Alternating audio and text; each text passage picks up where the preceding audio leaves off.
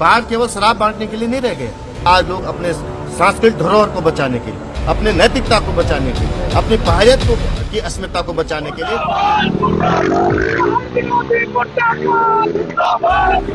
वो सब समझती है। और हमारे पहले कहा जाता था ना, ये पब्लिक है सब। नमस्कार साथियों, मैं हूं अनु थपटियाल। साथियों, विधायक लखपत बुटोला के तीखे तेवरों से एक बात साफ है कि पहाड़ के लोग अब अपने हक के लिए आर पार की लड़ाई लड़ने को तैयार हैं।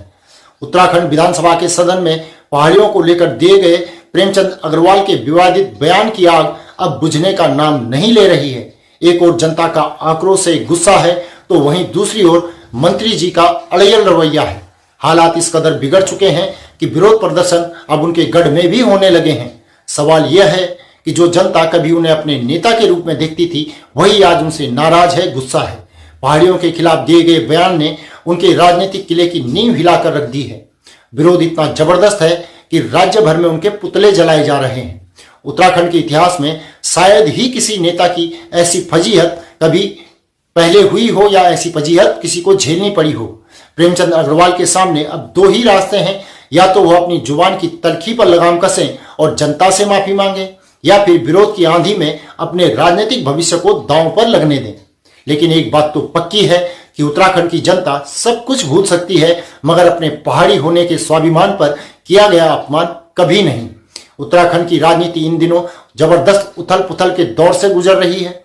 मंत्री प्रेमचंद अग्रवाल के बिगड़े बोल न केवल उनके लिए बल्कि पूरी भाजपा सरकार के लिए गले की फांस बन चुके हैं। सदन में शुरू यह विवाद अब उत्तराखंड की सीमाओं से निकलकर दिल्ली तक जा पहुंचा है। बद्रीनाथ के विधायक लखपत सिंह बुटोला का एक बयान सामने आया है। लखपत बुटोला ने साफ कर दिया है कि पहाड़ी जनमानस की अवहेलना और उनके अधिकारों का हनन अब और नहीं चलेगा। राज्य में जब हमारा अस्तित्व इस खतरे में है, हम पहाड़ियत का अस्तित्व जब दांव पे लगा हो, तो उस स्थिति के लिए और विशेषकर हमारी गैरत को ललकार के जिस तरह से गाली देने का काम किया जा रहा है, मैं उसको लेकर के पीड़ित हूँ। आम जनमानस पीड़ित है और मेरे साथियों ने इसको लेकर निश्चित रूप से उसको लेकर के वेदना, जो पीड़ा, जो दर्द उत्तराखंडियत का, उसको जागृत कर करके ये बात करने का आप मीडिया के माध्यम से तमाम लोगों को कहने का काम। विधायक ने कहा कि पहाड़ों का प्रतिनिधित्व खत्म करने वाली किसी भी साजिश को नाकाम कर दिया जाएगा। अगर पहाड़ के हक पर कुठाराघात हुआ तो आंदोलन सिर्फ सदन तक सीमित नहीं रहेगा, बल्कि सड़कों पर भी उग्र प्रदर्शन होगा। उन्होंने दो टूक कहा कि हम पहाड़ के लोगों के अधिकारों को छीनने नहीं देंगे, चाहे उसके लिए कितनी भी बड़ी लड़ाई क्यों न लड़नी पड़े। कि हमारे अधिकारों पे जो डाका डाला जा रहा है, हमारे जो विकास में से लेकर और परिसीमन में जो हमारी अवधारणा को जो तोड़ने का काम किया जा रहा है, जो उत्तराखंड की जो मूल भावना थी उसके विरुद्ध जो काम किया जाए, उस मूल भावना के अनुरूप काम किया जाना चाहिए। ये सरकार की जवाबदेही है और नहीं सरकार करती है तो आम जनमानस की जवाबदेही है कि उत्तराखंडियत के अनुरूप यहाँ की नीति और नियत बने। विधानसभा में पहाड़ के लिए अपमानजनक शब्दों का इस्तेमाल होने पर बुटोला ने सत्ता पक्ष पर भी सवाल दागे हैं। उन्होंने कहा कि जब पहाड़ के लिए अपशब्द बोले जा रहे थे, तब सत्ता पक्ष के विधायक चुप क्यों थे? क्या उन्हें पहाड़ के सम्मान की रक्षा नहीं करनी चाहिए थी? लखपत बुटोला ने साफ कर दिया कि पहाड़ियों के स्वाभिमान को ठेस पहुंचाने की हर कोशिश का करारा जवाब दिया जाएगा। इस दंड को लेकर कांग्रेस के तमाम साथियों ने प्रतिकार किया था। जो बातें कही गई थी वो प्रतिकार करने का काम किया। लेकिन मैं उनसे भी पूछना चाहता हूं कि चमोली, पौड़ी और टिहरी लोकसभा से 28 में से 25 विधायक भाजपा के हैं, उन्होंने उस गाली का प्रतिकार क्यों नहीं किया, क्यों मौन स्वीकृति दी? ये जनता को पूछना पड़ेगा। आज पूरे हिंदुस्तान के अंदर लोगों का स्वाभिमान जगा है, लोगों की नैतिकता जगी। जिस तरह से राज्य आंदोलन के लिए लोग खड़े हुए थे, स्वस्फूर्त आए थे, उसी तरह से आज लोग अपने सांस्कृतिक धरोहर को बचाने के लिए, अपने नैतिकता को बचाने के लिए, अपनी पहाड़ियत की अस्मिता को बचाने के लिए। विधायक बुटोला ने सरकार को चेतावनी देते हुए कहा, अब समय आ गया है कि सरकार उत्तराखंड की मूल भावनाओं को समझे और उसके अनुरूप कार्य करे। हमारी लड़ाई विकास के लिए है, पहचान के लिए है, और अपने अधिकारों के लिए उत्तराखंड को केवल राजनीतिक मोहरे की तरह इस्तेमाल करना अब और बर्दाश्त नहीं किया जाएगा। पहाड़ केवल शराब बांटने के लिए नहीं रह गया।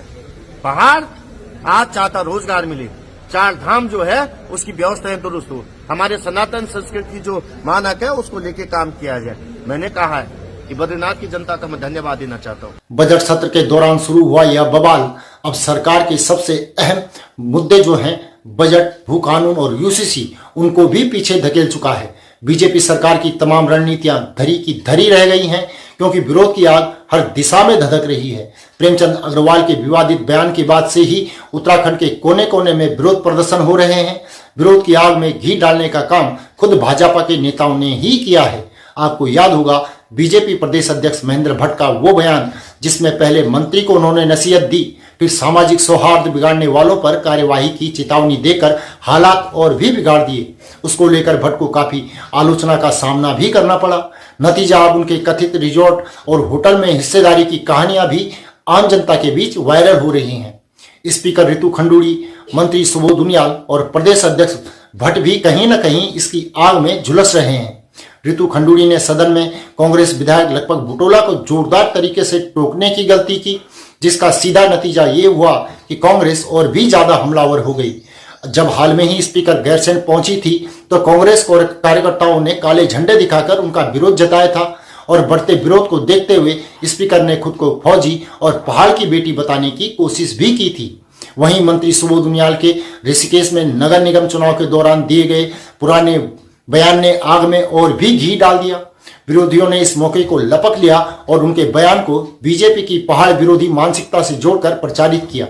इस पूरे मामले को भांपते हुए सीएम पुष्कर सिंह धामी ने निजी दखल देकर प्रेमचंद अग्रवाल से खेद प्रकट करवा लिया। उन्होंने हम सभी उत्तराखंडी हैं कहकर इस विवाद को ठंडा करने की कोशिश भी की, मगर हालात अब भाजपा के काबू से बाहर होते दिख रहे हैं। प्रेमचंद अग्रवाल की मंत्री पद से बर्खास्तगी की मांग जोरों पर है।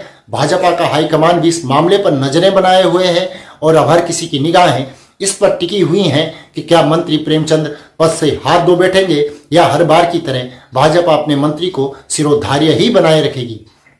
साथियों, आपसे निवेदन है कि आपकी राय कमेंट करके जरूर बताएं। खबर को लाइक और शेयर करें, साथ ही चैनल को सब्सक्राइब करें और नीचे दिए गए नंबर या फिर QR कोड के माध्यम से हमारा सहयोग भी जरूर करें। अभी के लिए इतना ही।